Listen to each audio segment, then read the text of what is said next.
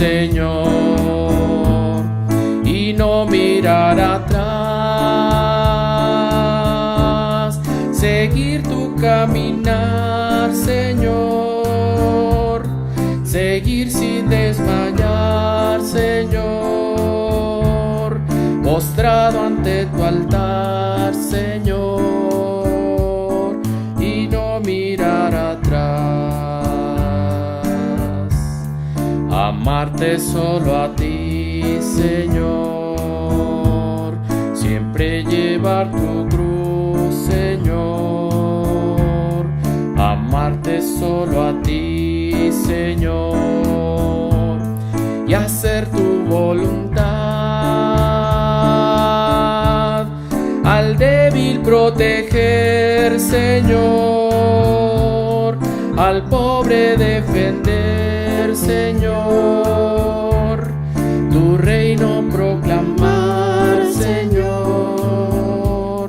y no mirar atrás. Una vez más, amarte solo a ti, Señor, amarte solo a ti, Señor, amarte solo a ti, Señor, y no mirar atrás, seguir tu caminar, Señor, seguir sin desmayar, Señor, postrado ante tu altar, Señor, y no mirar atrás, amarte solo a ti, Señor, siempre llevar tu cruz, Señor, amarte solo a ti, Señor, y hacer tu voluntad, al débil proteger, Señor, al pobre defender, Señor, tu reino proclamar, Señor, y no mirar atrás.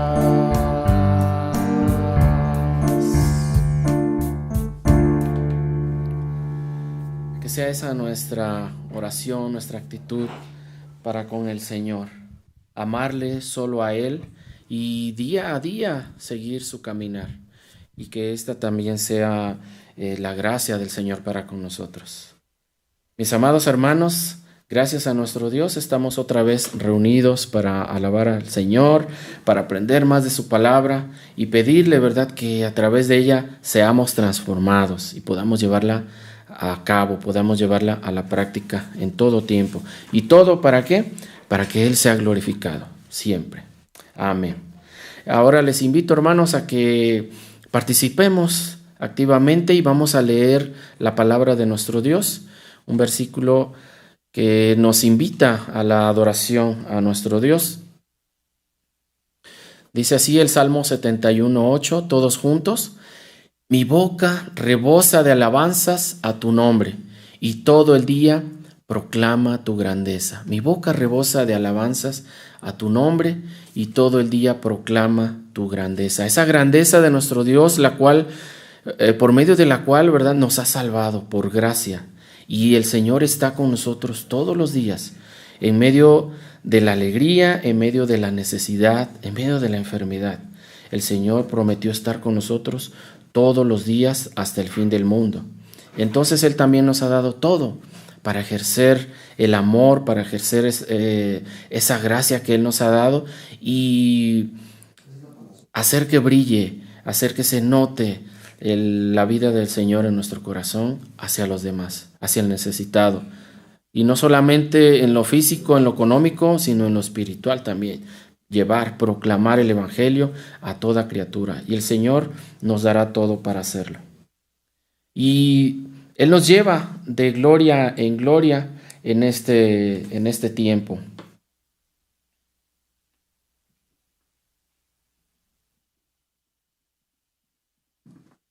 Cantemos con gozo de gloria en gloria, y cuanto más le conocemos, más queremos. saber de Él.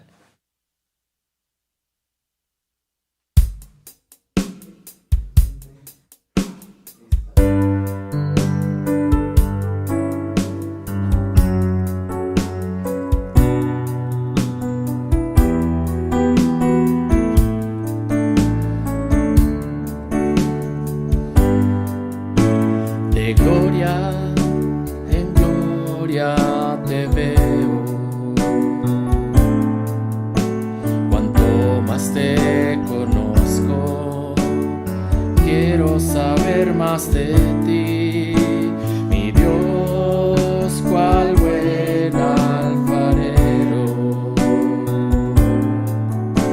Quebrántame, transfórmame, moldéame a tu imagen, Señor.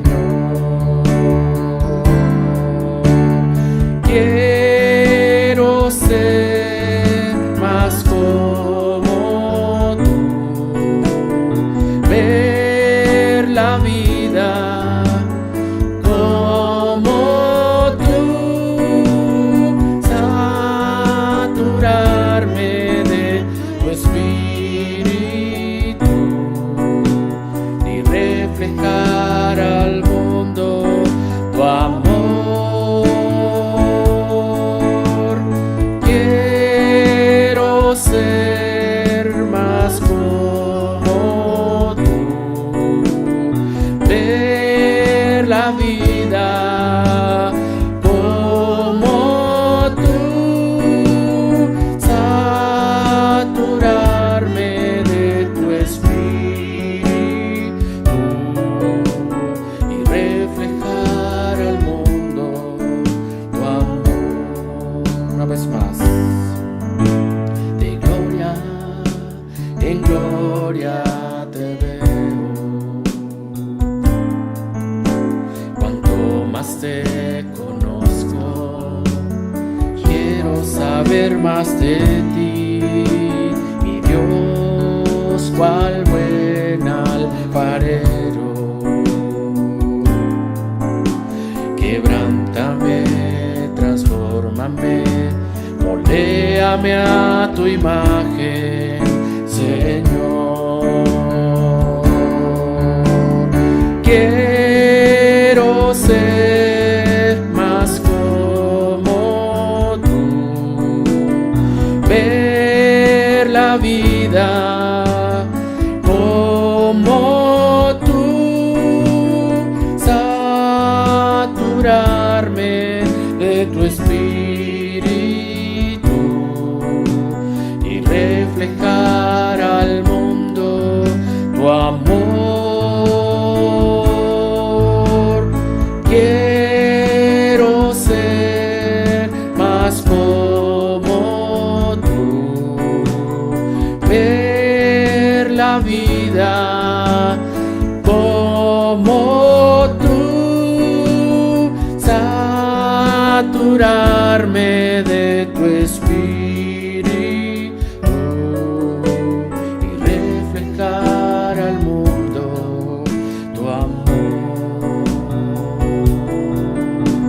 y reflejar al mundo tu amor.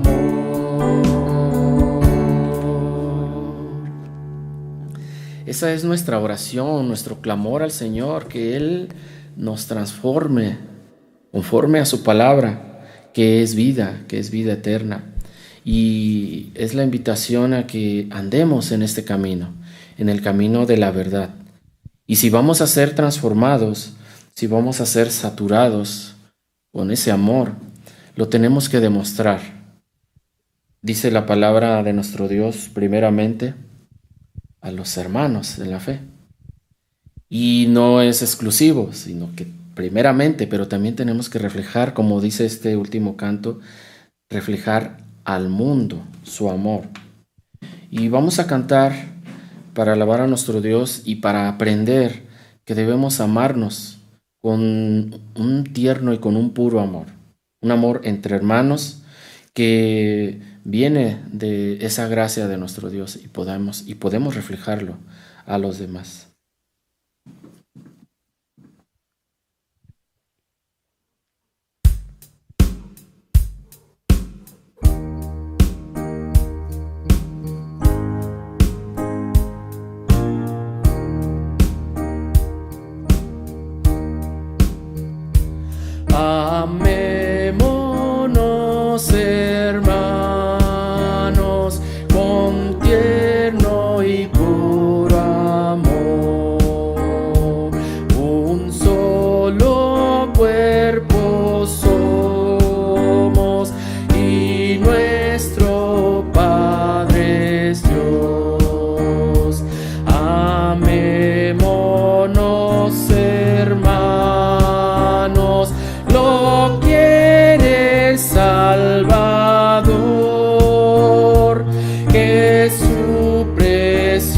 preciosa sangre por todos derramó. Amémonos, hermanos, en dulce comunión, y paz, afecto y gracia dará el Consolador. Amémonos, hermanos, y en nuestra santa unión no existan asperezas ni discordante voz.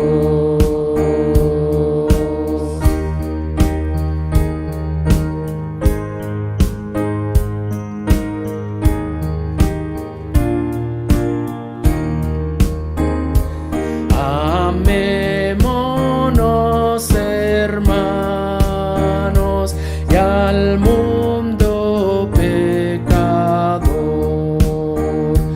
mostremos cómo viven los que salvados son. Amémonos, hermanos, con todo el corazón. Lo ordena el Dios y Padre, su ley es ley de amor. Amén. Gracias a Dios por su bondad, por su gracia, porque podemos así experimentar cuidado y amor del Señor. Poder experimentar que juntos estamos caminando y buscando de su presencia en el día a día. Te invito a que me acompañes y leamos juntos la palabra en este tiempo para poder así entonces orar y buscar de tu gracia y de tu bondad. Dice la epístola de Pablo a los Filipenses, capítulo 4, verso 9. Pongan en práctica lo que han aprendido, recibido y oído, y lo que han visto en mí, y el Dios de paz estará en ustedes. ¿Sabes? Hoy, quizás más que en años anteriores, en este tiempo, si este consejo del apóstol Pablo lo estuviésemos siguiendo, poner en práctica lo que hemos aprendido, lo que hemos recibido, lo que hemos oído, lo que hemos visto, si lo estuviéramos poniendo en práctica, la dinámica no de la iglesia, sino del mundo, sería completamente distinta.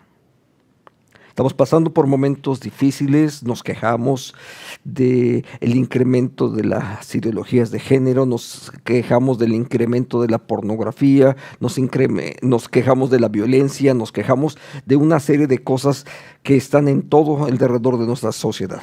Guerras, conflictos, robos, etc. ¿Sabes dónde está la solución? Dios nos ha hecho parte. A cada uno de los creyentes, Dios nos ha hecho parte de la solución.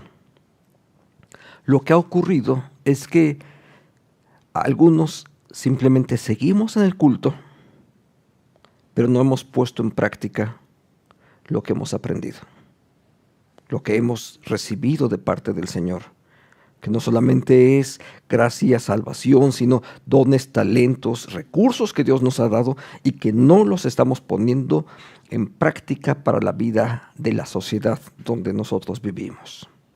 Quiero que pienses esto. Imagina este escenario. ¿Qué podría ocurrir si de pronto todos los creyentes, escucha, todos los creyentes en este país, en verdad, empezáramos a predicar la palabra, en verdad empezáramos a testificar, en verdad estuviésemos educando a nuestros hijos de acuerdo al principio bíblico? ¿Qué ocurriría? Piensa nada más un poquito en eso. Te doy una cifra sencilla, y seguramente me voy a quedar un poco bajo.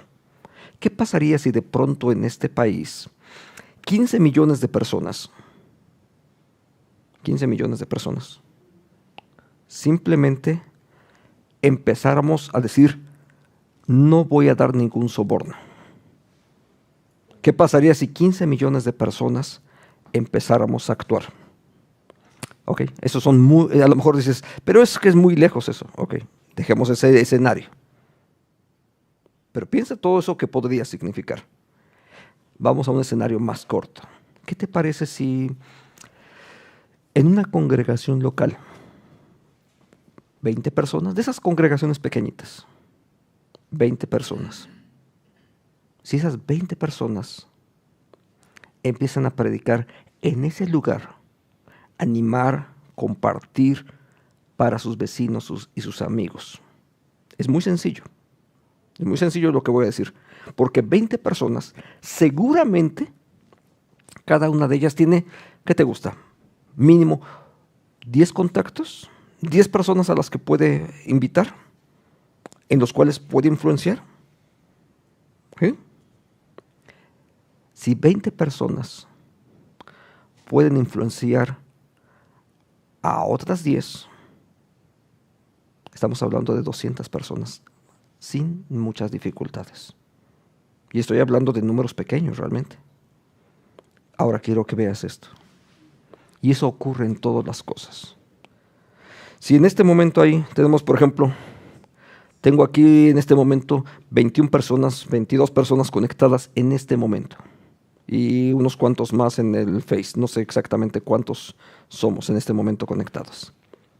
Si solamente nosotros, este pequeñito grupo, en este momento, empezamos a multiplicar los enlaces, las conexiones para otros, compartirlo, eso te permite llegar sin muchas dificultades a otras 200, 300 personas sin ninguna dificultad.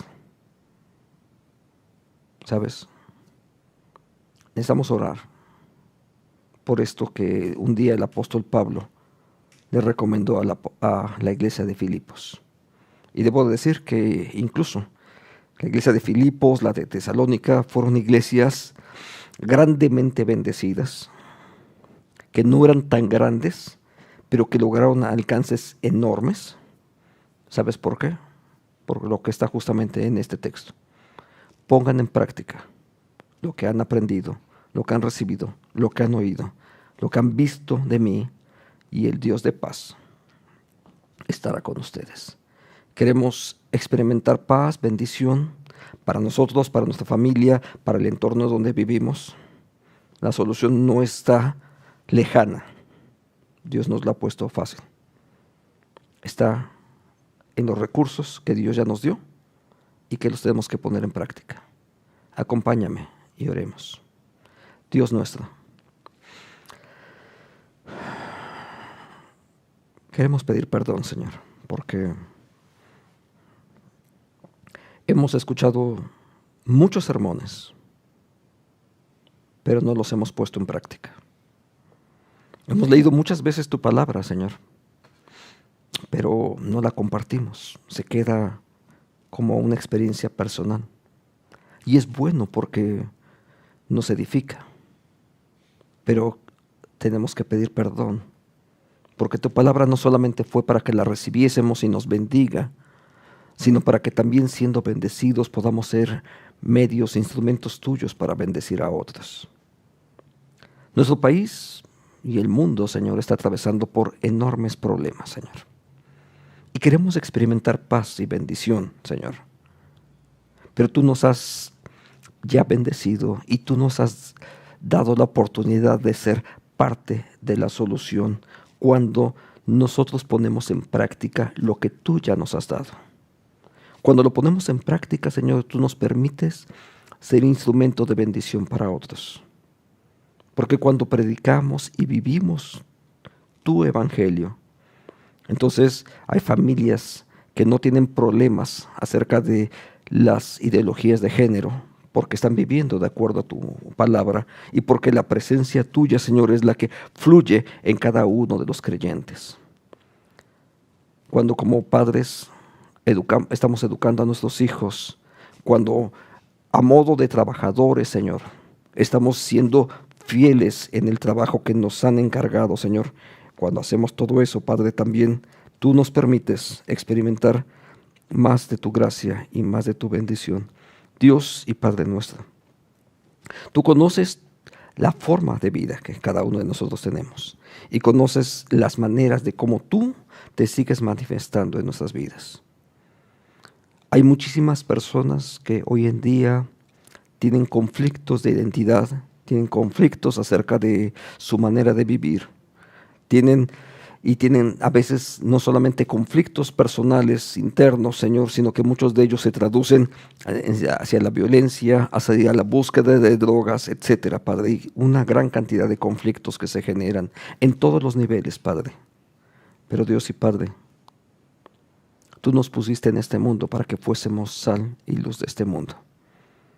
Permítenos entonces que con tu gracia, Señor, cada uno de los que hemos creído en ti, seamos un testimonio vivo en nuestra familia, en el grupo de amigos con el que conversamos todos los días, en las redes sociales donde participamos, en la empresa, en la institución de servicio donde tú me permites estar todos los días, para con mis vecinos, Señor. Danos de tu gracia, para poner en práctica, como un día tu siervo Pablo escribió, que podamos poner en práctica, Señor, todo lo que hemos recibido y todo lo que hemos oído, Señor. Sin duda, Señor, a partir de eso habrá de haber sanidad, no solamente en nuestra casa, en nuestra familia, sino también en el entorno social donde tú nos has colocado, Padre. Usa tu iglesia, Señor. Usa nuestra vida para poder seguir dando testimonio. Y que el Dios de paz sea el que esté presente en nuestro actuar y en nuestra manera de vivir. Te lo pedimos en el nombre de Jesucristo. Amén. Amén. Señor, nuestro Dios, nos bendiga, que Dios use nuestra vida para poder servir. Cuando hablamos de oración pastoral, sabes, a veces confundimos en el sentido de que todo es para que Dios nos bendiga. Sí, por supuesto que esa es una de las formas, pero también la oración pastoral es para pedir que podamos cumplir con la misión a la que fuimos cada uno de nosotros llamados. Vamos a leer ahora la palabra en esta tarde. Vamos a buscar Mateo 18, 15 al 20 y vamos entonces a ser guiados en esta lectura. Te invito a que lo leamos. Mateo 18, 15 al 20. Por tanto, si tu hermano peca contra ti, ve y repréndelo cuando él y tú estén solos. Si te hace caso, habrás ganado a tu hermano. Pero si no te hace caso, haz que te acompañen 1 o 2 más, para que todo lo que se diga conste en labios de 2 o 3 testigos. Si tampoco a ellos les hace caso, hazlo saber a la iglesia. Y si tampoco a la iglesia le hace caso, ténganlo entonces por gentil y cobrador de impuestos. De cierto les digo que todo lo que aten en la tierra será atado en el cielo, y todo lo que desaten en la tierra será desatado en el cielo. Una vez más les digo, pues si en este mundo 2 de ustedes se ponen de acuerdo en lo que piden, mi Padre que está en los cielos se los concederá. Porque donde 2 o 3 se reúnen en mi nombre, allí estoy yo en medio de ellos. Amén. Amén. Gracias al Señor.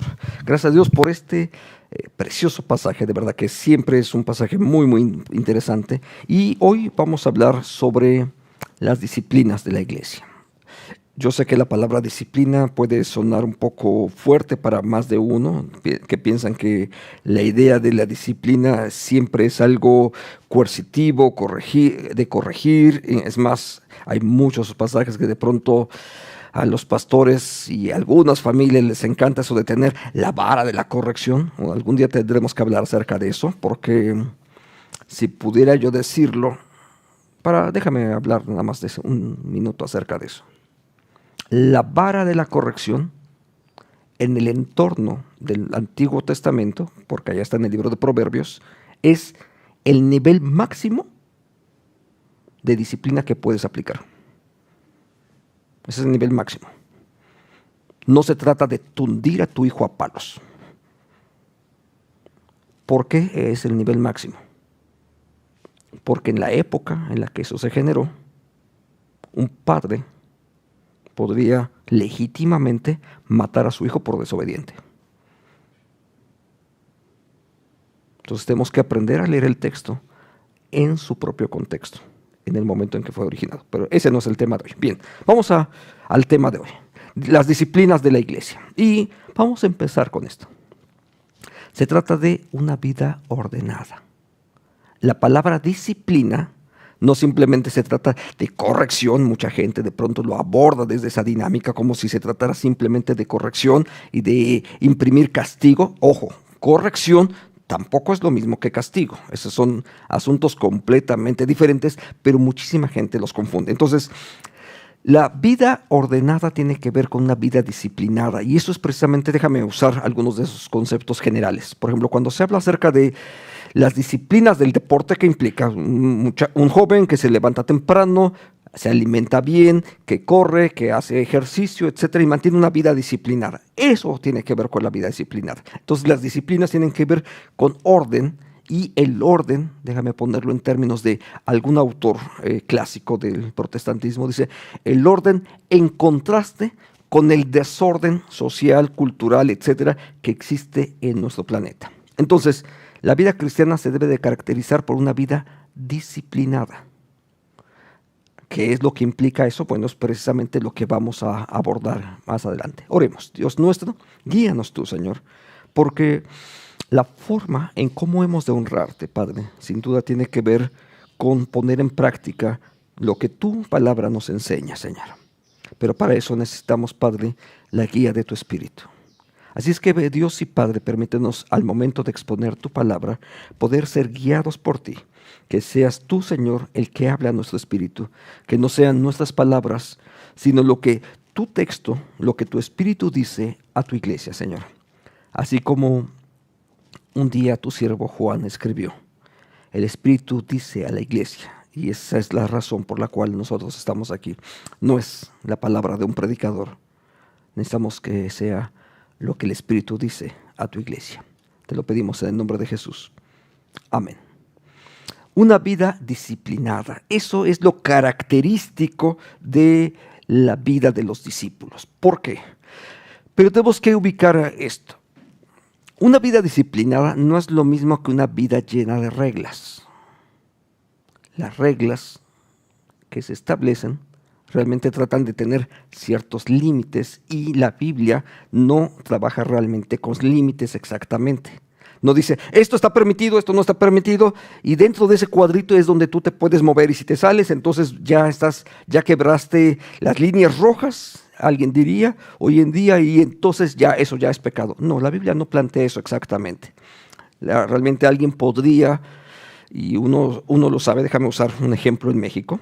Hay un dicho, porque no hay una forma de verificarlo históricamente, pero de pronto, en la época de la colonia, alguien se inventó una frase así como esta: llegaban las leyes de las Indias, allá emitidas en España, y llegaban para que pudiesen ser implementadas en México, y según la leyenda, insisto que sí, es una leyenda, de pronto el virrey de España, el virrey de la Nueva España, aquí en México ahora, agarraba y le ponía un sello y decía, ejecútese, pero no se cumpla. Y uno decía, a ver, ¿cómo se puede ejecutar pero no cumplirse? Bueno, ¿sabes? Culturalmente, muchos mexicanos somos expertos en eso. De cumplir con la ley, pero no hacerla. Y eso se puede hacer. Y si no, pregúntale a tu contador cómo se puede cumplir con tu pago de impuestos, pero al mismo tiempo no hacerlo. ¿Sí? O sea, tu contador seguro sabe mucho más que yo acerca de todo esto. Entonces, ese es nada más un ejemplo de muchos que se pueden hacer. Y si hablo de las leyes, olvídate, son más. Ahora, ¿Cómo es que ocurre en la Biblia? No son estrictamente reglas que si haces esto y te pasas de ahí ya no funciona. No. La Biblia tiene como base principios que son los que guían la vida cristiana. Son principios, no son estrictamente reglas. Las reglas, ahora sí déjame ponerlo así, para poder ser muy gráfico. De pronto encuentras ahí unas líneas en el área de estacionamiento y dices, aquí no te puedes estacionar, y hasta te las marcan con un color amarillo. ¿Y qué hacen los automovilistas? Se estacionan donde dice que no se deben de estacionar, ¿no? Y me ha tocado ver a muchos de esos. Y muchos otros saben, espero que tú no seas de ellos, tú eres de esos que se estacionan en doble fila o se estacionan del lado que no deben de estacionarse. Yo espero que como creyente tú no haces eso, ¿verdad? Y si lo estás haciendo, tienes tiempo de arrepentirte y de corregir. De esos que están estorbando el tránsito. Bueno, esas son reglas. Ahí tienes una línea que dice que no debes estacionarte y sin embargo la gente lo hace. Ahora, la Biblia no plantea eso exactamente. La Biblia usa principios. Ahora, te muestro uno de ellos, un principio básico en las Escrituras. 1 Corintios 14, 39 al 40. Hay más principios, solamente voy a usar en este caso uno de ellos. Así que, hermanos, procuren profetizar y no impidan que se hablen en lenguas extrañas, siempre y cuando, observa la parte final, porque ahí está el principio, siempre y cuando se haga decentemente y con orden.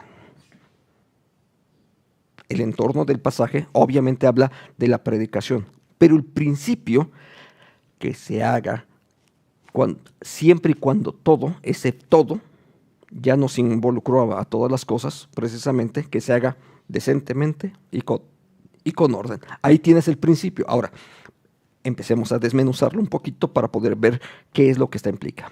¿Qué es lo que implica? Entonces, porque la pregunta de pronto es, bueno, ¿y quién determina o cómo determinar lo que es decente y en orden? Porque cuando se trata de evadir responsabilidades, en eso somos expertos, de pronto decir, pero es que allá en China, bueno, pues sí, pero tú no vives en China, ¿verdad? Y tampoco eres un aborigen australiano que vive, no, tampoco somos eso. Ok, entonces, ¿cómo sabemos lo que es decentemente y en orden? Revisemos 4 frases del texto. Número 1. Cuando se dice hacer las cosas, ¿sí? Eso apunta no solamente al comportamiento, esa es la primera acepción de la palabra, comportamiento. Pero más que comportamiento, significa algo mucho más profundo, es el ser. Déjame poder ejemplificar esto. Nosotros actuamos de acuerdo a lo que somos. No todo, o sea, nuestro comportamiento realmente se deriva de quién soy yo. Si yo soy perverso, yo voy a actuar en función de eso. Si incluso he nacido de nuevo y estoy por la obra de Jesucristo, al ratito voy a volver a tocar ese tema sobre el nuevo nacimiento, pero si yo he nacido de nuevo y sigo robando y demás, yo estoy actuando contra natura.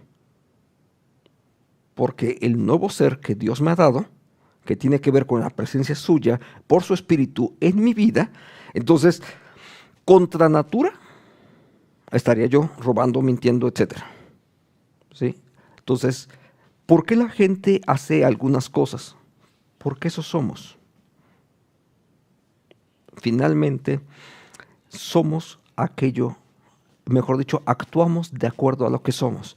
Por eso cuando el texto dice, hagan todo, y este concepto de hacer implica precisamente no solamente lo que hagamos. ¿Por qué? Porque las personas con mucha facilidad podemos ser algo y actuar bajo ciertas condiciones de otra manera. Déjame ponerlo en otros términos para que sea muy práctico. Cuando vamos al templo generalmente somos buenas personas. Somos amables. Es más, tendemos a ser más amables con nuestros amigos que con nuestra familia. Si de pronto el niño de la casa rompió un plato, echamos a los gritos y demás. Pero si fue el niño del vecino que en ese momento estaba visitándome, no se preocupe, no pasó nada. ¿Sí? Bajo ciertas circunstancias, nuestro comportamiento está mediado por cuestiones sociales y actuamos de determinada forma, pero no es lo que somos. Alguien alguna vez, me acuerdo que había un asunto ahí ríspido, estaban ahí algunos hermanos, y déjame poner eso de hermanos entre comillas, pero estaban ahí algunos hermanos, y de pronto se les sale una palabrota así. ¡Ay, se me salió! Me acuerdo que estaba un pastor en esa reunión, y me acuerdo su frase: si se le salió, es porque estaba adentro. Ahí estaba. Estaba finalmente actuando de acuerdo a su propio ser. 2. El todo. ¿Qué es lo que implica ese todo? Hacer todo, dice el texto. Acciones, pensamientos, emociones. Esa palabra es muy, muy inclusiva porque abarca todo el quehacer, lo que sentimos, la manera, las motivaciones con las cuales hacemos las cosas, todo está ahí incluido. Número 3. Decentemente. Y aquí la palabra decentemente habla de varias cosas: honesto y honrado. No solo legal. Observa que el punto aquí, decentemente, no apela simplemente a la parte legal. Hay asuntos que pueden ser legales, tienen una validez legal y siguen siendo deshonestos. ¿Sí? O sea, hay más de un ejemplo que podría darte acerca de eso. Pero hay asuntos que efectivamente pueden ser legales y al mismo tiempo ser deshonestos. ¿Por qué? Porque lo legal apunta a cierto precepto que la sociedad utiliza como moral. Mientras que lo honesto, lo honrado, apela a la ética que surge de la palabra. Entonces, hay asuntos que pueden ser honestos, que pueden ser legales, pero no ser honestos. Hoy por la mañana leí una nota, decía una joven por allá en Europa, se le aplicó la eutanasia, a solicitud de ella incluso. ¿Es legal? Sí, porque en ese país se permite la eutanasia. ¿Es honesto? No, porque tú no tienes derecho de matarte a ti mismo o de permitir que alguien te mate. Y el médico, por supuesto, no puede hacer, no tiene derecho a quitarle la vida a alguien. Y eso aplica no solamente a un médico, sino también aplica a un soldado que no siempre tienen la razón para poder dispararle a otro. Y hay guerras que no son justas. Muchas, de hecho la mayor parte, no son justas porque no son en defensa propia, etcétera. Y tendríamos que abarcar muchos otros renglones. Déjame hablar incluso alguno más. Por ejemplo, se ha legalizado el aborto hasta determinadas semanas. Aunque fuese en la semana 1 y no en la 20 y tantos, o más o menos por donde van ahorita actualmente. Y el argumento que suena lógico dice: es que es mi cuerpo. Es mi cuerpo y yo puedo hacer con él lo que quiera. Ojo, el bebé que está en gestación no es tu cuerpo. Se está gestando en tu cuerpo, pero no es tu cuerpo. Y si quieres usar ese principio de que es tu cuerpo, sácate un ojo. ¿Por qué no te quedas tuerto por moda? Córtate una mano, al fin es tu mano. Agarra un machete tú mismo y córtatela tú mismo. Perfectamente puedes hacerlo con la mano derecha, puedes cortarte a la izquierda. ¿Por qué no lo haces? ¿Por qué consentir en asesinar a un no nato? Puede ser legal, pero no es honesto. Entonces, ve cómo los principios aplican a muchas cosas más. 4. Un orden, siguiendo un propósito y un método. Sí, todo esto está implícito en este precepto de hacerlo todo decentemente y en orden. Entonces, Una vida disciplinada surge desde el ser, el quienes somos, si puedo decirlo así, la forma interna que tenemos, la presencia espiritual de Dios en nuestras vidas que está ahí fluyendo y actuando, o puede ser que no lo esté haciendo. Pero la vida disciplinada surge desde el ser y se va entonces a traducir en acciones. Entonces, si eres algo por la gracia de Dios, entonces vas a actuar en concordancia con eso que ya Dios ya hizo en tu vida.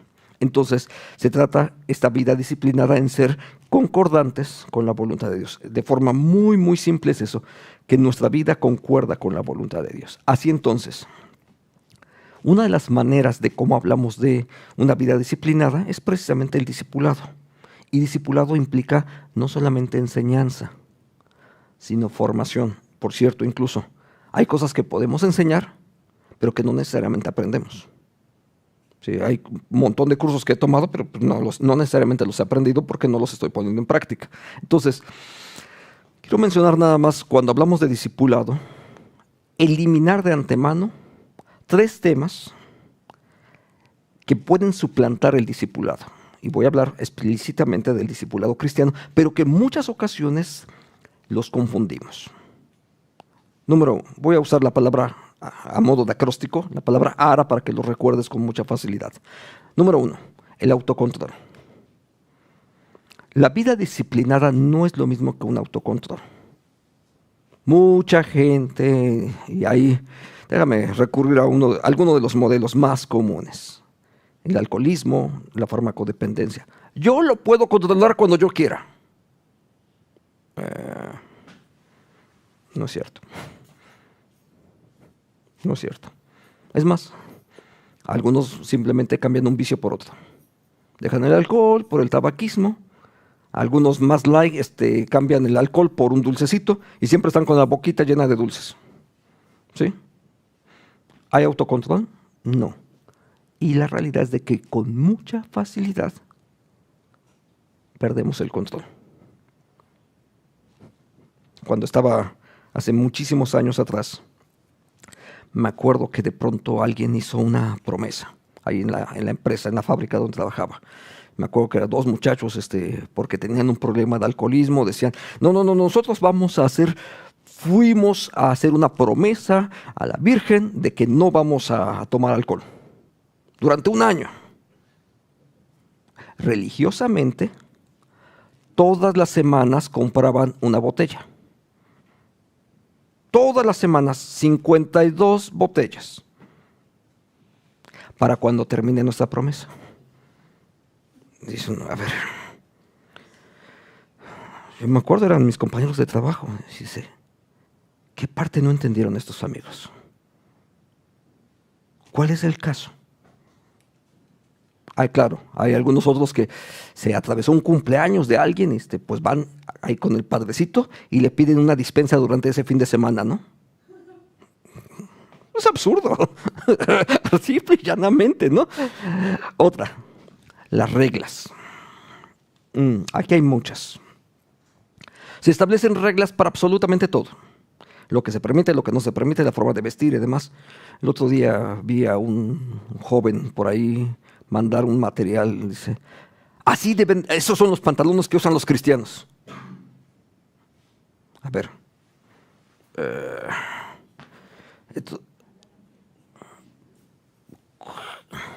¿existen pantalones cristianos? ¿O una moda que de verdad la gente pueda utilizar? Ay, mira, el puritanismo, y eso es una lección de historia. Por cierto, esa no te la voy a cobrar, la lección de historia es gratuita. El puritanismo generó un montón de reglas que sirvieron absolutamente para nada. Las órdenes monásticas vivían de acuerdo a las reglas. De hecho, precisamente son religiosos. El concepto de religioso es porque siguen la regla. La regla del que organizó el monasterio, ¿no? O la institución. La regla de San Benito, la regla de San no sé quién. Ok. esas reglas, con mucha facilidad, la gente descubre algo. ¿Puedes tú seguir las reglas? Porque son externas. Y la corrupción está dentro de nosotros, por una razón. Porque las reglas, por sí mismas, no nos transforman. Es más, hay algo característico de estos tres elementos. El último es el ascetismo. Y algo característico de estos tres, algo que comparten, es que están fundamentadas en el propio yo. El ascetismo no es nada nuevo. Fue practicado ni siquiera por los cristianos, sino desde la época de la época griega clásica, allá por el siglo VIII, IX, antes de Cristo. Desde esa época ya surgieron algunas propuestas de ascetismo.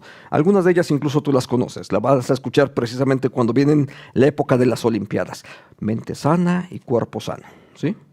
Entonces, mente sana en cuerpo sano. Entonces, eso tiene que ver con el ascetismo, tenía que ver con la forma de alimentarse, por supuesto, hacer deporte.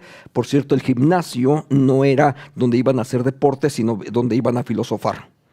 Entonces, ese ascetismo está ahí presente. ¿Y en qué consiste básicamente el ascetismo? En renunciar a las pasiones de la carne.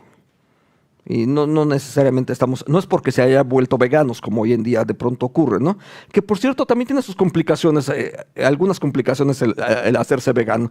Tampoco puede aplicar para todo el mundo.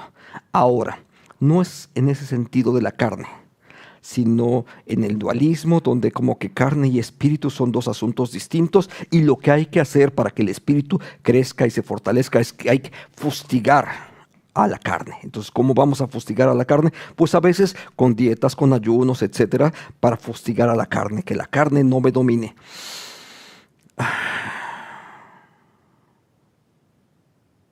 Lo que domina al ser humano no es la carne, es lo que tenemos acá. Si nuestra mente no está transformada, vamos a actuar de esa forma. Ok, ¿no te gusta la idea de mente? Ok, te la cambio por la idea más bíblica, el corazón. ¿Sí? Es exactamente lo mismo, ¿sí? Porque finalmente el quiénes somos es lo que va a controlar o no lo que hacemos. Entonces, el ascetismo tampoco tiene que ver con el discipulado. Entonces, esas son tres formas: autocontrol, las reglas y el ascetismo. Son cosas que debemos de dejar a un lado, porque eso no es la vida del discipulado cristiano. Entonces tenemos que dejar todos esos a un ladito ya. Y seguimos. Ahora, en la siguiente, necesitamos nacer de nuevo. No hay discipulado cristiano si no hay un nuevo nacimiento. No importa qué le pongas encima. Solamente podemos hablar de discipulado si hemos nacido de nuevo, en los términos clásicos, si me permites, y cito textualmente el pasaje que es bien conocido, Juan capítulo 3, el pasaje de Jesús y Nicodemo, porque ahí está explícito. Jesús le respondió: de cierto te digo, que el que no nace de nuevo, o sea, esa frase cita, el que no nace de nuevo no puede ver, déjame agregarle, ese sí ya es invento mío, no puede ni ver ni experimentar el reinado de Dios. ¿Por qué? Porque no ha nacido de nuevo. Sigo. Jesús le respondió: de cierto te digo, que el que no nace del agua y del espíritu no puede entrar en el reino de Dios. No se puede. No puede haber discipulado cristiano si no has nacido de nuevo. El que nace de la carne, carne es; el que nace del espíritu, espíritu es. Este último fragmento espero que sea suficientemente claro. Para poder experimentar, desarrollar un discipulado cristiano, la base es el nuevo nacimiento. Diría el apóstol Pablo: ahora vea sobre ese fundamento que es el nuevo nacimiento, que es la experiencia de estar en Cristo. Cada uno de nosotros empieza a considerar qué es lo que estamos construyendo encima. Pero si no existe el fundamento que es mi relación para con Cristo, entonces no va a haber. Claro, arriba puedes ponerle hojarasca, como el apóstol Pablo cita, o puedes construir con materiales preciosos. ¿Cómo lo vas a hacer? Bueno, eso tiene que ver con la forma en cómo Dios nos ha dado los elementos para hacerlo. Ahora, Consideremos entonces 4 áreas para una vida disciplinada, porque los elementos finalmente también están en las Escrituras y nos han sido ya mostrados acerca de cómo vamos a hacerlo. Número 1, entonces, mencionaba el nuevo nacimiento. Es la base, es el fundamento, si puedo enfatizar esa idea. Ahora, ese nuevo nacimiento debemos de ser suficientemente claros. No es lo que nosotros producimos. El nuevo nacimiento es la regeneración producida por el Espíritu de Dios. No decidí yo, decidió Dios. Fuiste elegido por Dios, llamado por Dios. Recibes de su Espíritu para que puedas responder en los términos que Dios quiere que tú lo hagas. Todo es producido por el Espíritu de Dios y, déjame agregarlo todavía más, y es por gracia. No es producto de mi desarrollo personal. El nuevo nacimiento no surge así porque somos incapaces de poderlo desarrollar. Ahora, ¿quieres seguir investigando sobre este tema? Busca precisamente en las confesiones de fe. No es muy difícil. Busca la Confesión de Fe de Westminster, para mencionar solamente alguna de ellas. Puedes buscarla y puedes ver qué es lo que implica el nuevo nacimiento. Pero también puedes seguir los materiales que producimos todos los días sobre el Catecismo de Heidelberg, y ahí justamente en este periodo estamos hablando sobre este concepto de regeneración, nuevo nacimiento. Entonces ahí puedes profundizar un poquito más acerca de esto. Entonces ahí hay mucho material que tú puedes usar para esto. Pero esta es la condición base para el discipulado. Si no es así, simple y llanamente no hay discipulado. Ahora, ¿qué más? Nuestra función es pasiva en ese sentido, ya que es por la gracia recibida de Dios. Nosotros ahí no hacemos nada, solamente somos receptores. Es la obra de Dios a favor nuestro. Número 2. Segunda área, las disciplinas espirituales. Aquí voy a mencionar solamente 4, pero la verdad es que hay más. Pero déjame mencionar solamente 4 de estas disciplinas espirituales. La primera de ellas, la oración, porque implica la manera de cómo Dios dialoga conmigo a través de la oración. Más que yo hablo con Dios, Dios habla conmigo a través de la oración. El estudio de la palabra, el servicio y la adoración. Esas son de por lo menos 12. Así es que yo no voy a hablar ahorita de las otras 8. Solamente estas 4. ¿Por qué estas 4? ¿Y cómo funcionan? No es que oro y algún día sirvo cuando ya haya avanzado mucho en mi oración, entonces ya puedo estudiar. No, funcionan juntas. Las 4, al desarrollarlas en el día a día, entonces generan la armonía necesaria para nuestro crecimiento. Déjame decirlo en forma, si puedo ser muy gráfico en esto. El desarrollo de estos 4 elementos, si están ahí, por lo menos estas 4, voy a crecer, ¿qué te gusta? Al 80%. ¿Por qué? Porque hay otras más. Hay otras disciplinas espirituales que también están presentes, que tienen que ver, por ejemplo, con el ayuno, con el silencio, con el contentamiento, etc. Hay más disciplinas espirituales que son las que nos van a ayudar. Entonces, pero estas son las infaltables, si puedo decirlo en ese sentido. Ahora, esas disciplinas están ahí y necesitan ser no solamente practicadas, sino vividas. Sigo. Número 3. Los medios de gracia. Bueno, esto no es clase de catecúmenos, que alguna vez ahí también se menciona esto, idea de los medios de gracia. Y otra vez menciono 4. La palabra, la oración, los sacramentos, la oración, y voy a agregar 1, no está en la confesión de fe, por cierto, pero voy a agregarlo intencionalmente. Se trata de nuestra manera de congregarnos, de cómo nos hacemos equipo. Déjame ponerlo en otra forma, de cómo nos hacemos equipo junto con otros creyentes para poder vivir y actuar por la gracia de Dios. Y ahí es donde ya sea que te unas a unos o a otros. Déjame decirlo de muy diversas formas. A veces cuando pensamos en el congregarse es simplemente ir al templo. La verdad es que tú puedes estar en el templo. Es más, yo me acuerdo de una persona que decía, mira, yo me siento aquí en la primera fila para no ver a nadie. Si vas a mantener ese mismo esquema individualista, de poco te sirve ir al templo. Pues igual, velo desde tu casa en una televisión y estás en primera fila, ¿no? Es lo mismo. El congregarse no es eso. Es porque nos hacemos equipo, nos hacemos familia del pueblo de Dios. Y el ser familia del pueblo de Dios va mucho más allá que solamente congregarse en un mismo espacio. Entonces tenemos que ir más lejos que solamente eso. Pero esos son los medios de gracia. Y número 4.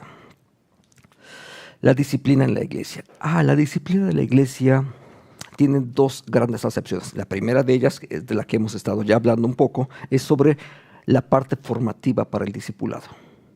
¿Sí? Esa es una de las formas explícitas. Eso es la disciplina. Existe otra forma más también, por supuesto. Segunda Timoteo habla acerca de esta área formativa, a fin de que el hombre de Dios sea perfecto, enteramente preparado para toda buena obra.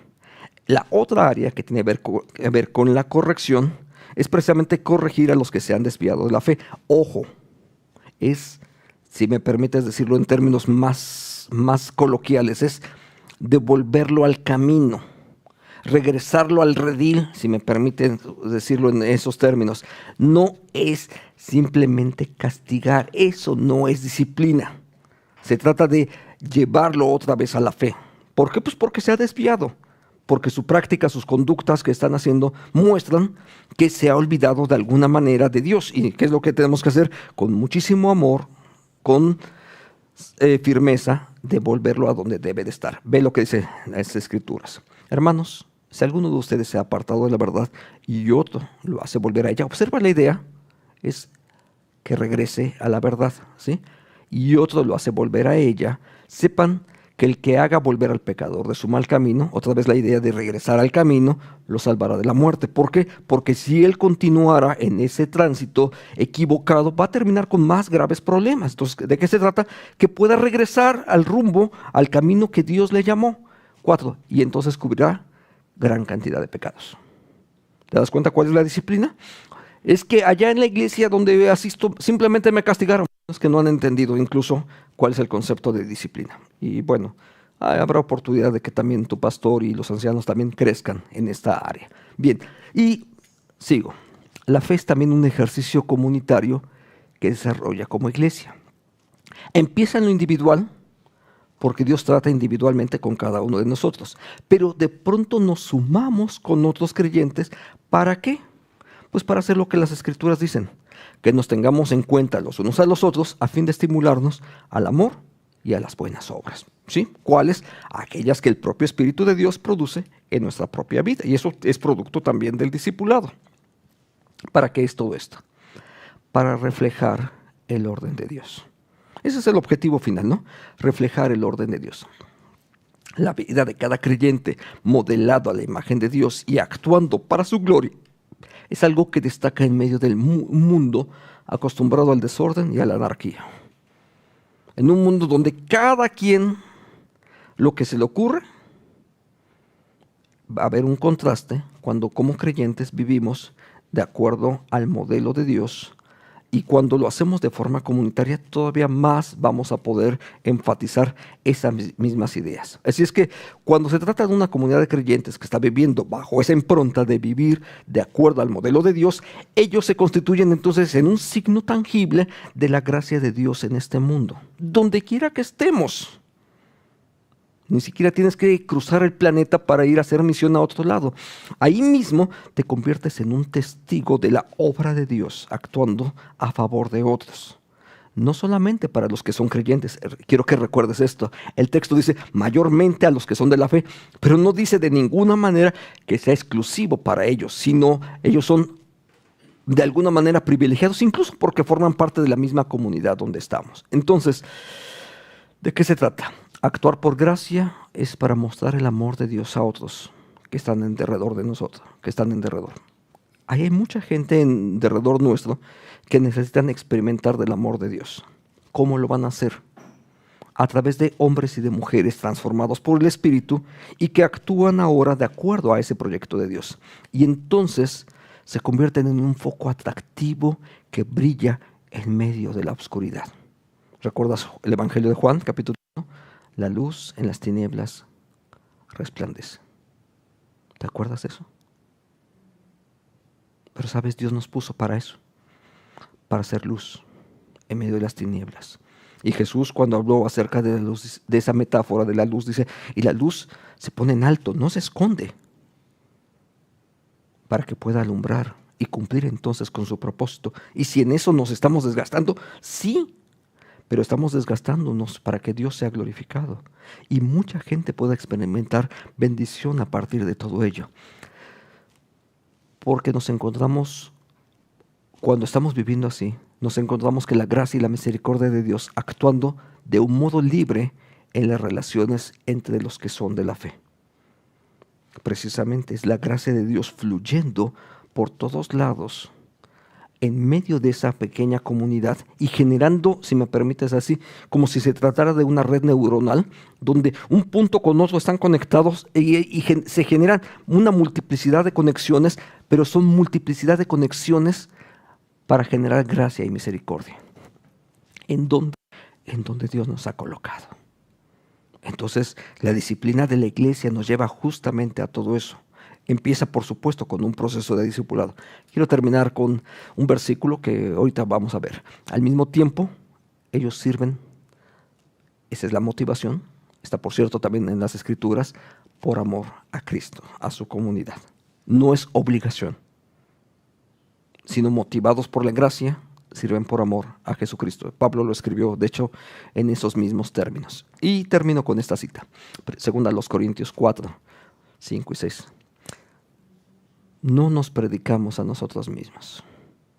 Proclamamos a Jesucristo como Señor y nos declaramos siervos de ustedes por amor a Jesús. ¿Te das cuenta? La vida disciplinada nos lleva justamente a eso, a reconocernos bajo la autoridad de Cristo y servir por amor los unos a los otros.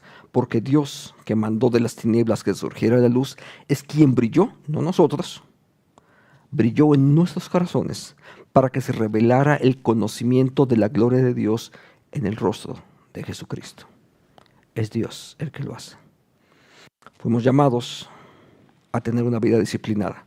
Y las disciplinas espirituales, los medios de gracia, forman parte de ese proyecto al cual Dios ya nos ha llamado y son recursos que Dios ha puesto ya en su iglesia para que lo podamos vivir. Oremos. Dios nuestro, gracias por tu bondad, por tu gracia, tu misericordia, Señor, por tu obra, porque nos llamaste a ser hijos e hijas tuyos, para testificar de tu gracia. Bendícenos, Padre. El cuidado y la bondad tuya, Señor, sean sobre nuestras vidas y al caminar contigo, Señor, podamos ser transformados y reflejar tu luz hacia la gente que está en el derredor nuestro. Una vida disciplinada que te honre, Señor, que no está basada en reglas, sino en los principios que tú nos das y que finalmente son una manifestación de tu gracia en nosotros y a través de nosotros para otros. Bendícenos, Señor, para poder seguir así viviendo. En el nombre de Cristo te lo pedimos. Amén. Amén, hermanos. Y respondemos a la palabra con este texto que nos habla justamente de darle la honra a Dios. Los diezmos de la tierra es del Señor, lo mismo que la simiente de la tierra, como el fruto de los árboles. Todo es del Señor. Y de esa forma nosotros honramos ofrendando a Dios. Todo se trata de una ofrenda consagrada al Señor. Levítico 27, 20. Es un tiempo para que tú puedas ofrendar. Si hay una iglesia donde te congregas, te invitamos a que ofrendes a esa iglesia y que esa iglesia pueda cumplir la misión a la cual Dios les ha llamado. Escuchamos un himno.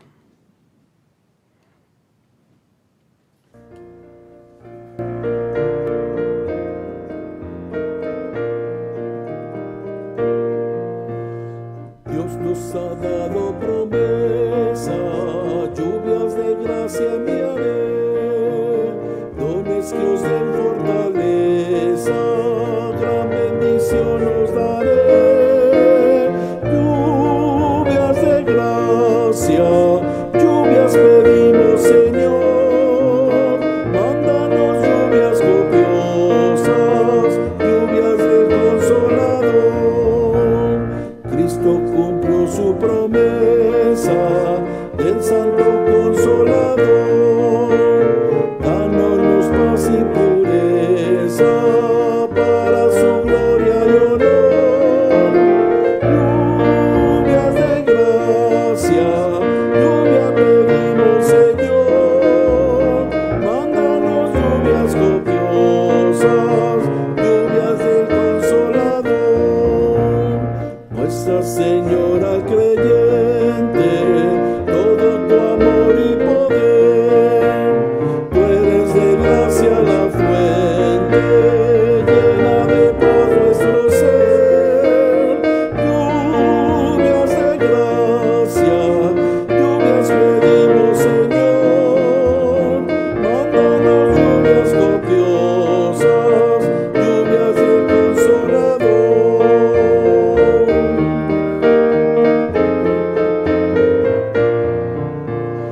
Obra en tus siervos piadosos, celo, virtud y valor, dándonos dones preciosos, dones del Consolador.